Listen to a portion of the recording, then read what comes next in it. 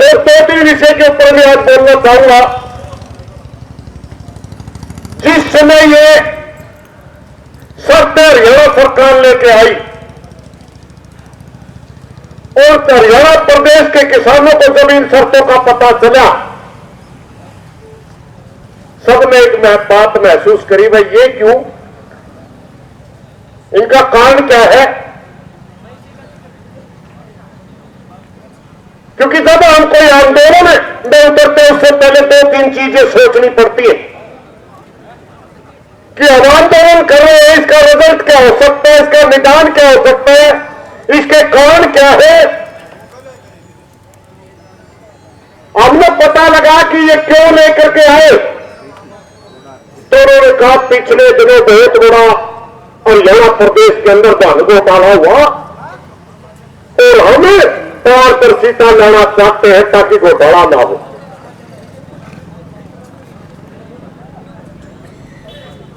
फिर हमने पता करा कि घोटाला करा किसने,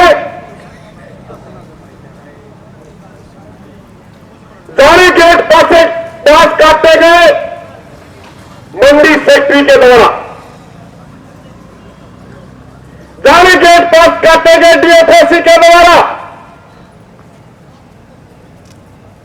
और बाहर से बहन ला करके हरियाणा की मंडियों में सरकारी खरीद दिखा करके लेवी चावल के नाम से एफसीआई के अंदर चावल दिया व्यापारियों ने, किसान का उसमें कोई रोल नहीं था। जब से पंजीकरण की शुरुआत हुई, जब से मेरी फसल मेरा बीमा लेकर के हरियाणा सरकार लेकर के आई, हरियाणा के अंदर एक बहुत बड़ा गिरोह पैदा हो गया। लगभग 2 से 3 लाख एकड़ हर साल वो गिरोह पंजीकरण अपने नाम करवाता है। धान के अंदर 28 लाख एकड़ का रेवेन्यू रिकॉर्ड बोलता है हरियाणा प्रदेश का, 28 लाख एकड़ का पंजीकरण हुआ। 28 लाख एकड़ रेवेन्यू रिकॉर्ड कहते हैं वो आया, मगर पंजीकरण 30 लाख एकड़ का हुआ। 2 लाख एकड़ कहां से आ गई। पटवारी कहते हैं कि हरियाणा के अंदर धान बेचा 28 लाख एकड़, और पंजीकरण कहता है कि हरियाणा के अंदर धान बेचा 30 लाख एकड़। 2 लाख एकड़ कहां से आ गई। 3 से 4 लाख एकड़ वो भूमि है जिनके असल मालिक पंजीकरण नहीं करवाते, उनके साथ फ्रॉड होता है, दूसरे साथी पंजीकरण करवाते हैं। अभी तोरणगांव का एक केस है, 25-26 किले का किसान है, दर भटक रहे, उसका एक दाना नहीं निकला क्योंकि उसका पंजीकरण किसी और ने करवा रखा है। जिस समय पंजीकरण स्कीम लेकर के हमने हरियाणा प्रदेश की सरकार से सवाल किया था क्या आपका मकसद क्या है, वो कहने लगे कि हम देखना चाहते हैं कि हरियाणा प्रदेश के अंदर क्या ले जाती है, एकड़ की किसान की कितनी उपज होती है, कितनी लागत आती है, पूरी जानकारी लेना चाहते हैं। जो अदर स्टेट से अनुवाद आता है हरियाणा की मंडियों में वो कितना आता है, और अगर हरियाणा का किसान उनकी वजह से परेशान है तो बाहर के बॉर्डर सील करके हम हरियाणा का किसान का अनाज खरीदेंगे। उस समय 3 महकमे इसके साथ जोड़े गए। सबसे कहा गया तो सबसे पहले कहा गया कि ऑनलाइन आप पंजीकरण करवाइए, उसके बाद वेरिफिकेशन रेवेन्यू डिपार्टमेंट करेगा, उसके बाद वेरिफिकेशन कृषि विभाग करेगा। कहा गया रेवेन्यू डिपार्टमेंट है, जब 5-6 लाख एकड़ का ग्रोथ पंजीकरण होता है, उसको फाइल करना काम किसका है, वेरिफिकेशन वाले का।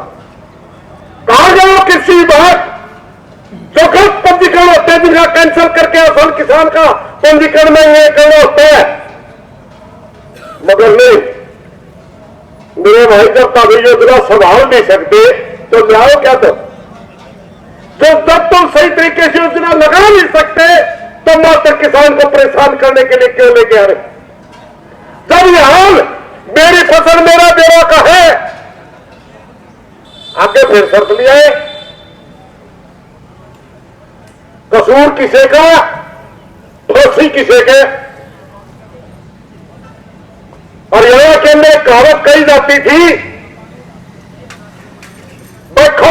किसी एक बहाने में क्या कर दे, अब जरा देखे और कानून का राज नहीं रहा करता। किसी जमाने के अंदर कोई राजा था, उसके राज्य में खड़र खाड़ बराबर थी, वो बातें चले गए। एक चेला देखो वहां जाके देखा, बड़ा सारा एक बाधक है, उसका गुरु बोला लेकिन वे जरा खड़खाड़ एक बाधक दी होगी, वो नकली रहने के लायक नहीं है। चेला बोला बाबा क्यों धक्के खुआवा, ईश्वर का तो मजा ही नहीं, अरे नई जलेबी खावांगे, 1 रुपये में शेर आया है, बोला मैं तो राजे में चल रहा। उसका गुरु निकल गया, चेला रह गया। चेले की खाखा जलेबी होगी गिट्टी मोटी, और कुछ दिन पक्ष है उस राज में चोरी होगी। चोर पहले भी एक इसे डर का मोटा पड़ेगा, पंडा पा गया, बोले यूं है चोर, यूं है चोर, मार के जूत उस पर भी आमर वाली बोले जाओ फांसी कराए। फांसी का ऑर्डर राजा ने सुना दिया और फांसी पंडे की बजाय बड़ी बन गई।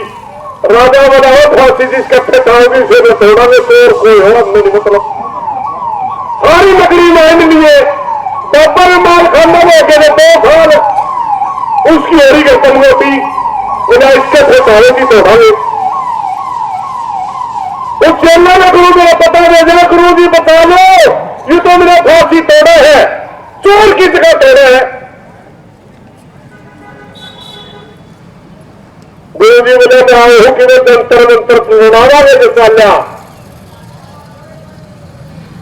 बेटा उसका गुरु आ गया और मैंने एक तरकीब है भाई, जिस मौका फांसी टूटे मैं बात करूंगा, मैं टूटूंगा तो बात करिए, मैं टूटूंगा फिर मैं किमें दे अपनी चलकी तो चलावांगे।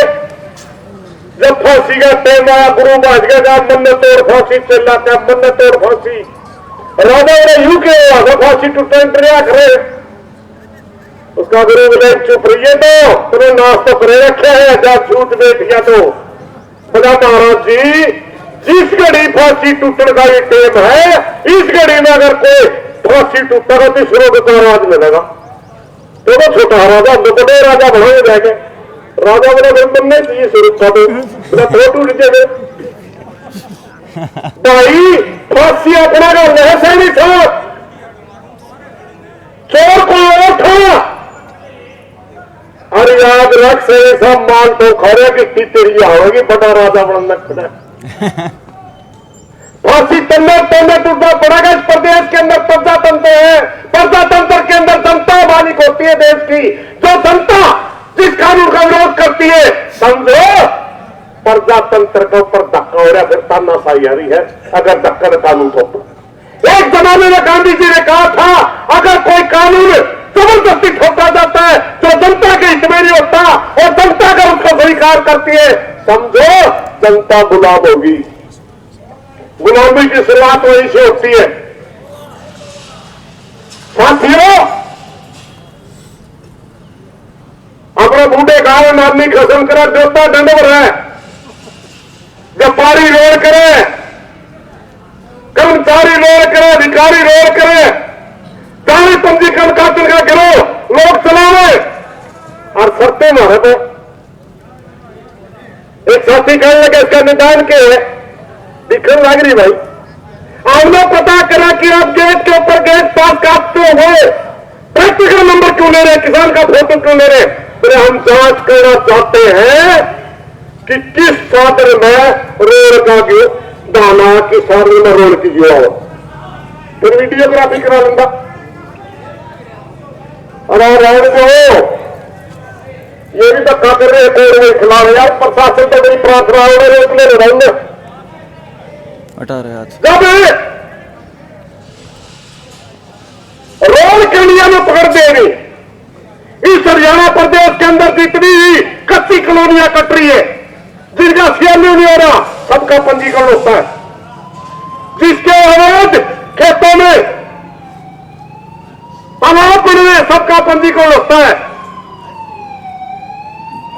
पॉपुलर लगने सबका पंजीकरण होता है, सफेदे लगने सबका पंजीकरण होता है, गांव की जमीनों का संगातों का पंजीकरण होता है, और वो सारे पंजीकरण के नाम से 2 नंबर का काम करने वाले करते हैं, और कल भी करते थे, आज भी करते हैं, और तेरी सारी शर्त लागू होने के बाद भी करेंगे। मैं बताता हूं कैसे करेंगे। आपने भाई को परेशान कर दिया, उसके बाद भी सुनो, अगर किसी खेत में मान लो किसी ने 5-7 एकड़ का कोई पोल्ट्री फार्म बना रखा है, मगर उसकी जगह में पोल्ट्री फार्म नहीं है, वो जमीन अब तक खेती करने लायक है, उसका बढ़ गया, उसका पंजीकरण करवा लिया,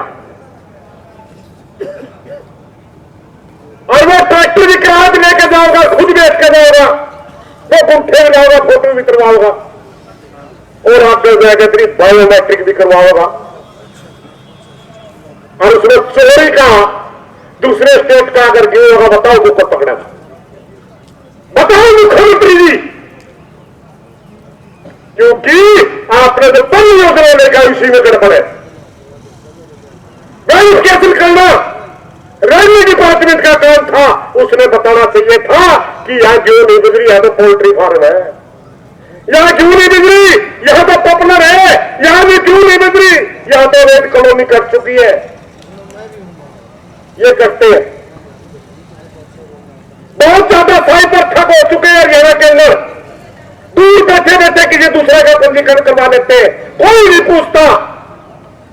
पिछले दिनों हमने बादरा के अंदर देखा 3600 रुपए एक किले का सरकार ने भावांतर के नाम से बादरा पैसा डालना, बहुत से साथियों ने करवा ही नहीं रखा वो पंजीकरण, क्योंकि सरकार से पीछे मिलावट देने में कुछ नहीं, उसने सूत बेच देना। लगभग 3 लाख एकड़ का पंजीकरण साइबर ठगों ने करवा रखा था,